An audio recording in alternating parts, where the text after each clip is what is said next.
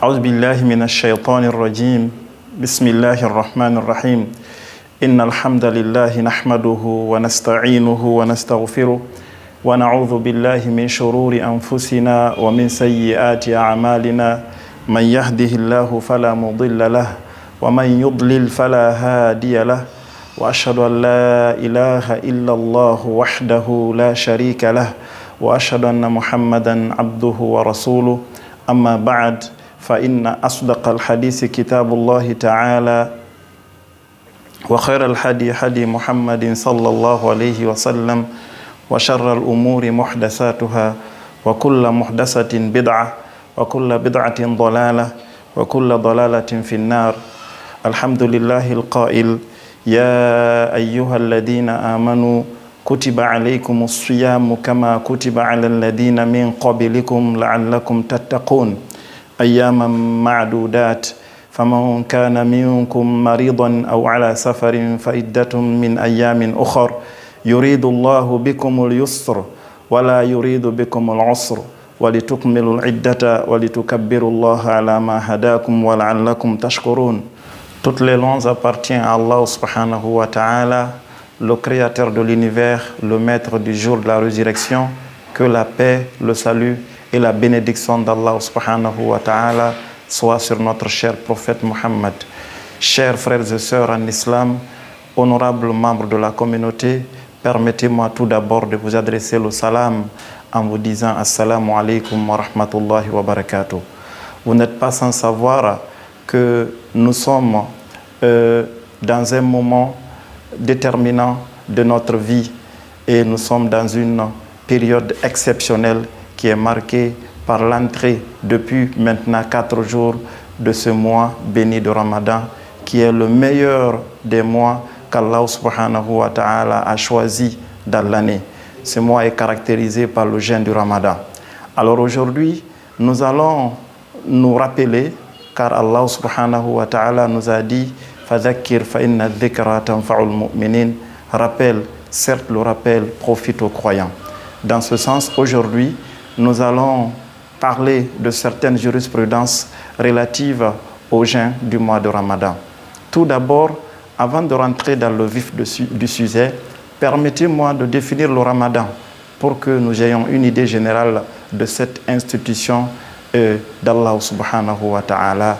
Le jeûne du Ramadan qui vient pendant le 9e mois du calendrier islamique est littéralement consiste à s'abstenir de manger, de boire, de tisser des relations charnelles et d'entretenir tout acte qui est de nature à perturber le jeûne du lever du soleil jusqu'au coucher du soleil. Allah subhanahu wa ta'ala nous a rappelé dans ce sens dans son livre en nous disant وَكُلُوا وَاشْرَبُوا حَتَّى يَتَبَيَّنَ لَكُمُ الْخَيْطُ الْأَبْيَضُ مِنَ الْخَيْطِ الْأَسْوَدِ مِنَ الْفَجْرِ ثُمَّ أَتِمُّوا الصِّيَامَ إِلَى اللَّيْلِ.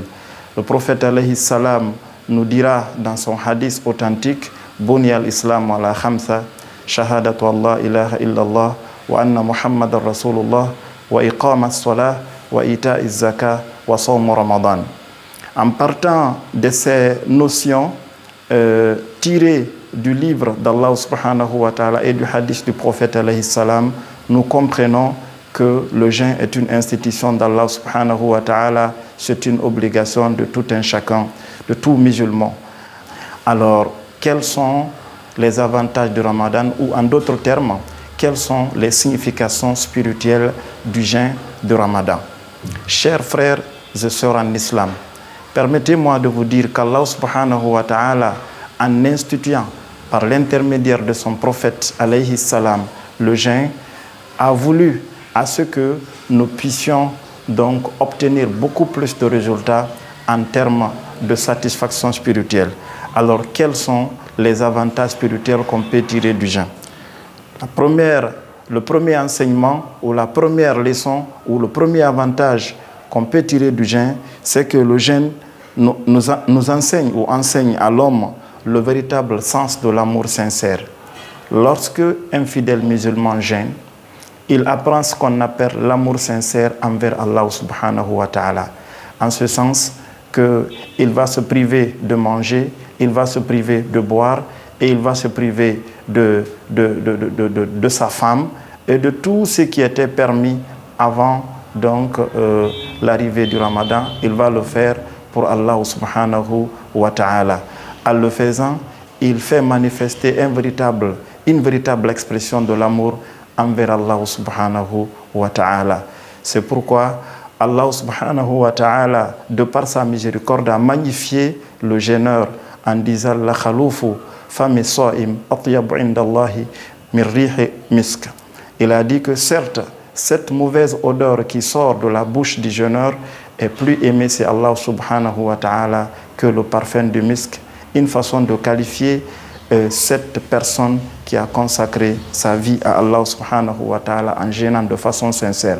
Donc, la première signification spirituelle du jeûne, c'est qu'il enseigne à l'homme un véritable amour sincère. Le jeûneur, seul lui et Allah subhanahu wa ta'ala connaît la nature, la qualité de son jeûne, puisqu'il peut se priver de manger, de boire, alors que tout cela lui est permis. Il peut le faire en cachette, mais il ne le fait pas pour amour d'Allah subhanahu wa ta'ala. Le Ramadan vient nous enseigner cet amour sincère. La deuxième signification spirituelle, c'est que le jeûne donne à l'homme un sens créatif et un espoir de la vie optimiste envers Allah subhanahu wa ta'ala.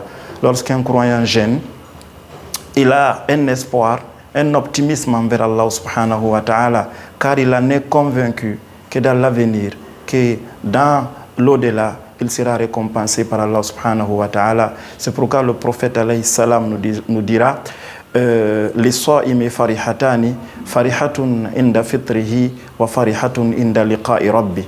Le jeûneur a deux bonheurs. Le premier bonheur, c'est lorsque l'heure de la rupture du jeûne arrive et qu'il se positionne pour manger, il pense à tous les sacrifices qu'il a consentis, il éprouve une satisfaction de son être. Et ça, c'est le premier bonheur que ça peut lui susciter. Et le deuxième bonheur qu'il pourra avoir, c'est lorsqu'il va rencontrer Allah subhanahu wa ta'ala et que celui-ci va le récompenser par rapport à ce grand sacrifice qu'il a fait exclusivement que pour lui. Alors, la troisième signification, le jeûne cultive chez l'homme une conscience vigilante en privé comme en public. Lorsque quelqu'un jeûne, il contrôle sa personnalité, il contrôle ses émotions physiques, ses émotions morales, qu'il soit en public ou qu'il soit en privé. C'est pourquoi le jeûneur, lorsqu'il est dans l'état de jeûne, il peut être seul avec son manger, il peut rester seul devant ses passions, devant sa femme, devant la pompe ou devant sa pompe d'eau. Il peut rester devant son congélateur rempli d'aliments, mais en aucun cas, il ne peut se permettre de goûter même une gorgée d'eau. Et donc, ça, c'est un enseignement qu'on peut tirer donc du jeûne, puisqu'il permet à l'homme de se protéger aussi longtemps, aussitôt qu'en privé, mais aussi en public. Le jeûne également enseigne à l'homme la patience et la persévérance. Lorsque quelqu'un jeûne du lever du soleil jusqu'au coucher du soleil, certes, il éprouve des difficultés, il éprouve de la douleur, il éprouve le malaise, il éprouve beaucoup plus d'amertume sur sa personnalité, sur sa personne, mais il se patiente, il endure à cause d'Allah subhanahu wa ta'ala. Donc c'est l'une des significations spirituelles du jeûne. Le jeûne également permet à l'homme de faire preuve de la pratique de modération et de la volonté également d'économiser. Parce que lorsqu'on jeûne sincèrement, on économise en termes de consommation, on économise en termes de dépenses mensuelles. Donc le jeûne vient pour nous donner une économie supplémentaire, pour nous dire voilà, ce n'est pas tout ce qu'on voit qu'on mange, ce n'est pas à tout moment qu'on doit manger, on peut aussi économiser. Donc à la fois, le jeûne nous permet de maintenir notre stabilité sanitaire, puisque en ne mangeant pas, ça nous permet tout simplement d'équilibrer notre santé. Tout simplement, ça nous permet également d'avoir une très bonne santé en ce sens que les organes que nous avons, les appareils que nous avons, qui ont passé toute l'année vraiment à travailler dans le sens broyer les aliments que nous mangeons, alors pendant tout un mois, ces appareils-là vont se reposer. Ça va être un souffle pour eux, et ça va nous permettre donc de restaurer notre santé à la fois, mais aussi d'avoir la possibilité d'avoir l'agrément d'Allah subhanahu wa ta'ala. L'une des significations également spirituelles du jeûne, c'est qu'il permet à l'homme d'avoir une conscience collective, une conscience sociale. Il permet à l'homme, aux musulmans, d'avoir une appartenance sociale. Lorsqu'on se lève le matin, on voit que toute la communauté musulmane de partout dans le monde se trouve en jeûne, et que nous aussi nous en faisons partie de cette communauté. Cela suscite à nous une certaine satisfaction. On se reconnaît parmi cette communauté-là. On se dit, mais voilà, je fais partie d'une communauté. Ça peut susciter une satisfaction de l'être. Ça peut créer un sens social au jeûne. Et l'une des significations également spirituelles du jeûne, c'est qu'il cultive l'équité devant la loi d'Allah subhanahu wa ta'ala. Le jeûne vient pour dire que tout le monde est égaux devant la jurisprudence d'Allah subhanahu wa ta'ala. En ce sens que le jeûne commence pour tous les musulmans au même moment et se termine au même moment, comme pour dire que la fadla bayna al-muslimin, il n'y a pas de supériorité entre les musulmans. Inna akramakum indallahi atqakum. Allah subhanahu wa ta'ala nous dira que le plus fort parmi vous, le plus préféré d'Allah subhanahu wa ta'ala, c'est le plus pieux. Donc, le jeûne vient nous enseigner également ce sens-là. Alors, nous voyons au terme de cette intervention que le jeûne du mois de Ramadan n'est pas institué simplement que pour nous priver de manger, que pour nous priver de boire, que pour nous priver d'avoir des relations avec nos femmes légitimes, mais le jeûne a été institué juste pour nous aider à avoir un véritable amour vers Allah subhanahu wa ta'ala, à économiser en termes d'argent, à restaurer notre santé et aussi à se sentir appartenir dans une entité sociale. Le jeûne de Ramadan vient nous enseigner l'équité entre tous les musulmans, comme pour dire que tous les musulmans sont égaux devant Allah subhanahu wa ta'ala.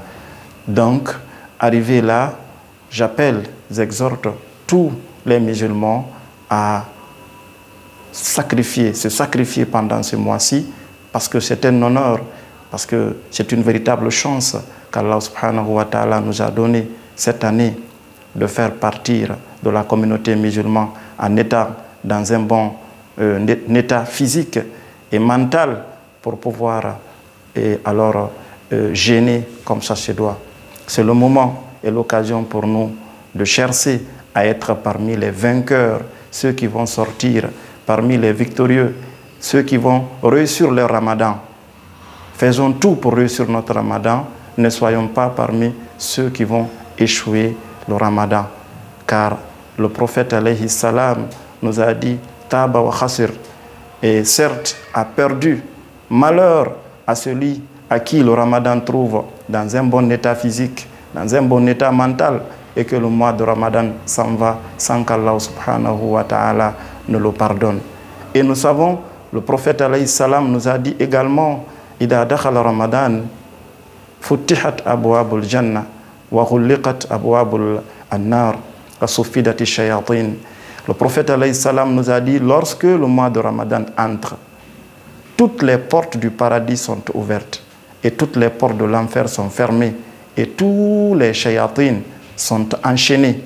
Ça prouve à combien de fois que c'est le moment et l'occasion pour nous donc de pouvoir s'investir davantage. Nous allons nous limiter là. Wa akhiru da'wana an alhamdulillahi rabbil alamin. Allahumma arina al-haqqa haqqa warzuqna ittiba'a wa arina al-batila batila warzuqna ijtinaba. Wassalamu alaikum wa rahmatullahi wa barakatuh.